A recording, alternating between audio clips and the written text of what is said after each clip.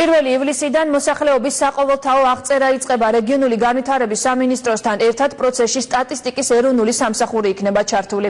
აღწერის შედეგად მიღებულ მონაცემებს საქართველოს მთავრობა სხვადასხვა პროექტის განხორციელებისთვის გამოიყენებს. რომელი რეგიონიდან დაიწყება აღწერა, ლევან ჩხაიძე ისაუბრებს დეტალებით პირდაპირ ეთერში. ლევან, გისმენთ. მოხდება შენობებისა და მათში ფაქტიურად ცხოვრება. აღწერის პირველი ეტაპი დაიწყება აჭარისა და გურიის რეგიონებიდან 1 ივლისს და როგორც ინფრასტრუქტურის და რეგიონული განვითარების მინისტრმა დავით ნარმანიამ განაცხადა, პირველ ეტაპზე მოხდება შენობებისა და მათში ფაქტიურად ცხოვრები, ოჯახების ციების შედგენა. მეორე ეტაპზე კი უკვე დადგენილი იქნება სხვა მონაცემები, როგორც სტატისტიკის ეროვნული სამსახურის დირექტორმა განაცხადა. მეორე ეტაპზე მოხდება დასაქმებული მოქალაქეების აღწერა, ასევე იმ ადამიანების აღწერა, რომლებიც არიან დაუსაქმებლები და რა ინფორმაცია აქვს საქართველოს მოქალაქეებს როგორც საკუთრების შესახებ, ასევე სოფლის მეურნეობის მიწების შესახებ და დადგენილი იქნება სხვა მნიშვნელოვანი კომპონენტები, რომელიც საქართველოს მთავრობას დაეხმარება სხვადასხვა პროექტების დაგეგმარებაში.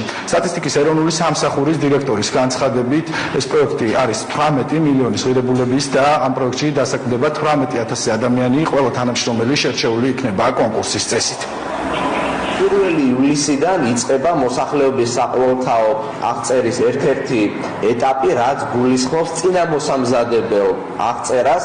ეს პროცესი ჩატარდება საქართველოს ყველა რეგიონებში, თუმცა ჯერჯერობით 3 რეგიონია, სადაც იწყება 1 ივლისიდან. ეს არის გურიის რეგიონი, ეს არის აჭარა და ეს არის კახეთის რეგიონი.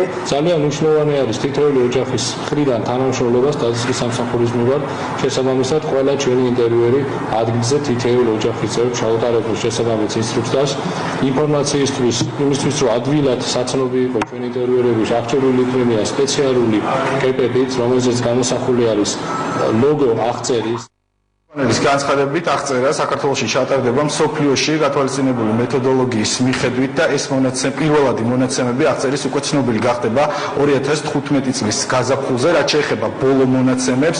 2002 წლის მონაცემების მიხედვით საქართველოში ცხოვრობდა 4,370,000 ადამიანი. მადლობა, ეს იყო ლევან ჩხაიძე.